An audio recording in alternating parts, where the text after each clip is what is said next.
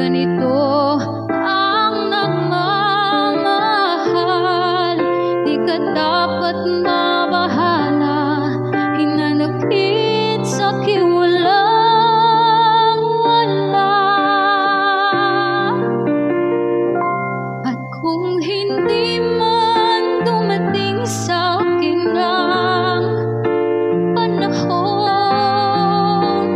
na ako ay mahalin mo rin, asahan mong di ako magdaramdam dahil ako ay nasasaktan. Huwag mo lang ipagkain na ikaw ay aking mahalin.